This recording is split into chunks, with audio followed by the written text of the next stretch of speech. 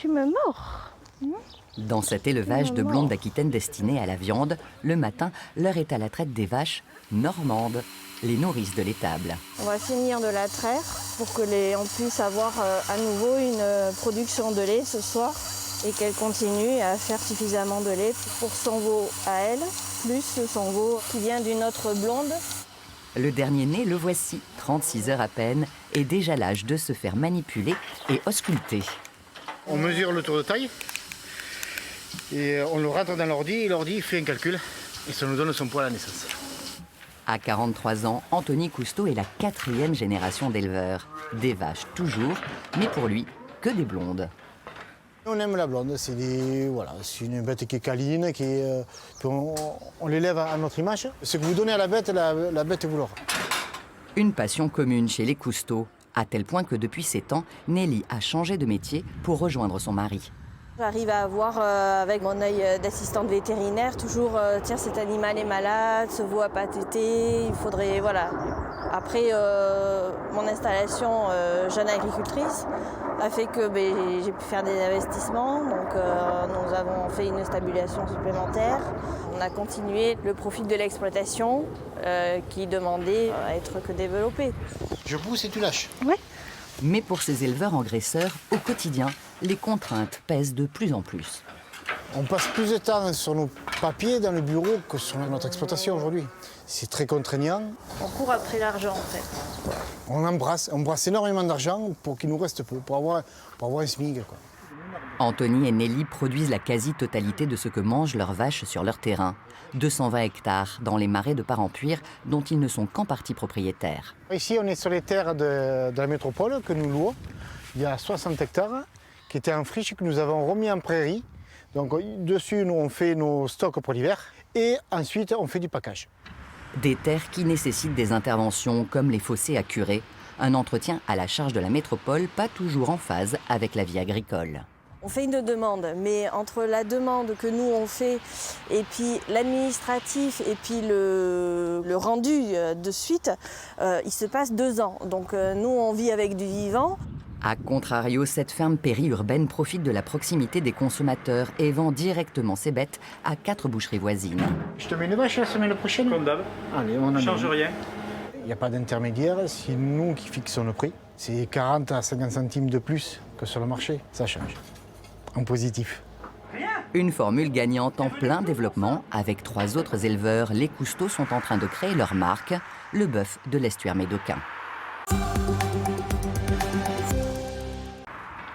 Ce sont les derniers agriculteurs à s'être installés dans la métropole. Voilà un an, Fatima et Arthur se sont lancés dans la culture de la spiruline. Non mais là Arthur, on peut récolter ça, hein. Regarde. Une microalgue originaire d'Amérique latine, apparue il y a plus de 3 milliards d'années. On reproduit en fait son milieu naturel. Donc la spiruline, c'est une microalgue qui pousse dans des lacs légèrement salés. Donc on a une eau légèrement saumâtre et on agite légèrement. Saisonnière, la spiruline se récolte de mars à octobre.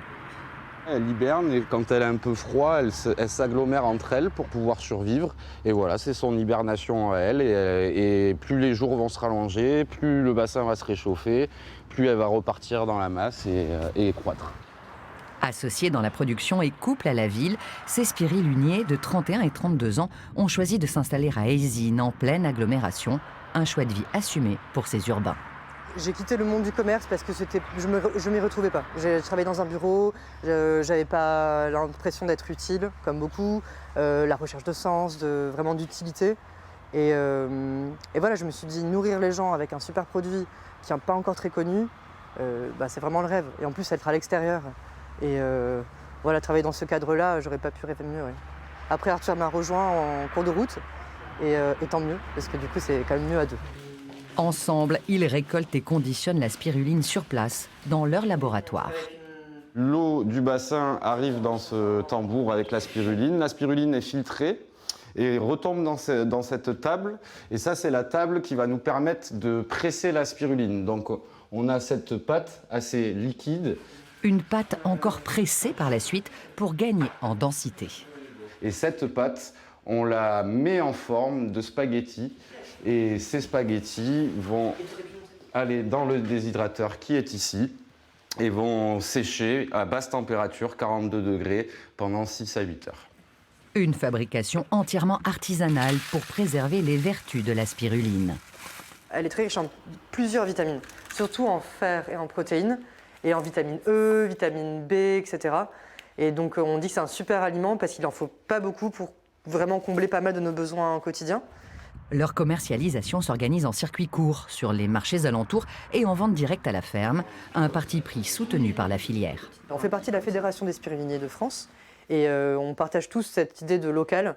Donc on est à peu près 100 à 150 producteurs en France et ça assure à chacun de pouvoir vendre sa production localement et en direct, sans se marcher sur les pieds. La ferme de l'Orvers de Fatima et Arthur est en plein développement.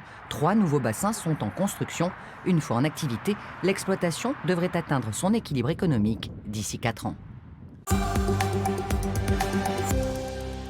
À 15 minutes de Bordeaux, cette exploitation compte 400 hectares de céréales au cœur du bec d'Ambès. Une situation singulière qui a séduit la famille de Xavier de Saint-Léger. Mes parents sont arrivés en 1979. Ils avaient justement la volonté d'être proches d'une grande ville, d'une ville universitaire pour mes 6 frères et sœurs et moi-même. C'est Xavier qui reprend la ferme familiale après des études d'agronomie. De quoi comprendre au mieux cette terre. Elle est très argileuse, donc elle permet aux céréales de bien résister à la sécheresse, mais elle a l'inconvénient par contre d'un peu trop garder l'eau. Donc des périodes comme cette année, ça peut être un inconvénient parce que les céréales souffrent de l'excès d'eau. Elles ont comme avantage par contre d'être très riches en matière organique. Des caractéristiques qui demandent un équipement particulier. Au maximum, on essaie d'avoir du matériel à chenille. Sinon, c'est rédhibitoire. Dès qu'on rentre sur les sols un peu trop humides et si jamais on les tasse avec des roues trop dures, après les sols ils sont tassés, on ne peut plus rien en faire. Soja, blé, orge, tournesol ou maïs poussent ici. Des cultures dans une zone géographique privilégiée, à quelques kilomètres à peine du port de Bordeaux. On est sur le site de Bassins, donc le plus gros silo portuaire en termes d'exportation de maïs d'Europe. Là, l'avantage, en étant à côté de c'est de pouvoir livrer en direct. On vient directement avec nos tracteurs, on est très peu nombreux, on est quelques agriculteurs à venir. Pas de stockage et pas de transport. Ça va nous faire gagner, mettons, 10 € tonne sur un produit qui est vendu, on va dire 150 € la tonne. Voilà, donc c'est non négligeable. Le port et la Garonne, un voisinage décidément précieux. Ces eaux l'été permettent à l'exploitation de Xavier d'être irriguée par des canaux. L'hiver, à l'inverse, ils réduisent les inondations. C'est l'artère vitale de l'exploitation. Les canaux sont vitaux. Si jamais ils ne sont pas entretenus suffisamment, s'ils se comblent, les exploitations n'existent plus. À marée basse, l'eau doit pouvoir s'évacuer facilement en Garonne. On a des arbres qui sont venus avec la tempête, donc on doit les repousser. Et je vais essayer de faire ça avec l'annexe, les repousser dans la Garonne à marée haute, pour qu'à marée basse, ça s'écoule bien. Un laborieux travail d'entretien dont la réussite permettra à ce jeune blé dur de poursuivre sainement sa croissance avant d'être récolté à l'été. À l'heure du laitier, à la ferme de Tartifume à Pessac, les 110 vaches se pressent à la traite sur le carrousel. Un rendez-vous matinal incontournable depuis 42 ans pour René Dubourg. La traite, c'est matin et soir, 365 jours par an. Deuxième génération de producteurs laitiers, René a repris la ferme familiale en 87. Une vie aux côtés de ses bovins pour maîtriser un subtil équilibre. Au départ, c'était une passion. Avec l'âge, on va plus vers du fonctionnel que de la bête de concours ou de la bête qui est plus extraordinaire. On a des nutritionnistes, on analyse les aliments, on analyse notre maïs, le foin, tout ce qu'on leur donne. Et on sait exactement, par rapport à ce qu'elles mangent, ce qu'elles peuvent produire. Donc après, la sélection, elle est là. Si la majorité du lait part en laiterie, 10% de la production est valorisée sur place. C'est vraiment le lait qui sort de la vache intact, juste refroidi. Donc il y a toute la crème exacte. Enfin, il n'y a eu aucune modification par rapport au moment où il est sorti du pied de la vache. Du lait cru et plus encore. Depuis 10 ans, Claire, la fille de René, a installé sa production de fromage sur l'exploitation. Pendant la traite, on a aussi mis du lait dans la cuve. Et là, par contre, on a pris le lait le plus chaud possible dès qu'il sort de la traite. Et donc c'est ça qui va nous permettre aujourd'hui de faire la tome de Magonti. Tome, faisselle, fromage frais, beurre ou encore riz au lait, Claire fabrique plus d'une vingtaine de produits avec le lait de la ferme familiale. C'est une matière tellement riche, tellement vivante, voilà, en fonction de la température, de ce qu'on va rajouter ou pas, enfin on fait des merveilles avec. Pendant que le lait prend forme, la ferme accueille de singuliers visiteurs. Venus de la ville voisine, un groupe d'étudiants en ostéopathie animale. Est-ce que vous pourrez nous mettre une corde à disposition? Ah oui, il suffit de demander.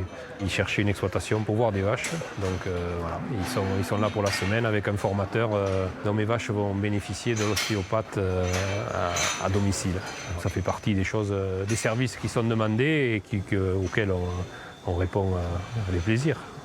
Un des avantages de la zone périurbaine, comme la proximité de lotissement et le voisinage du golfe de Pessac, qui place la ferme de Tartifume avec sa boutique au plus près des consommateurs.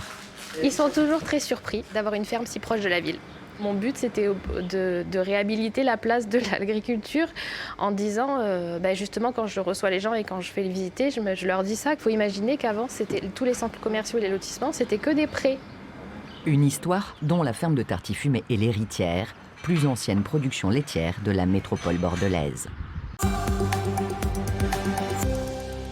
La famille, je ne suis pas née au pied d'une rose, hein. Je suis née dans un chou vert. Je suis née.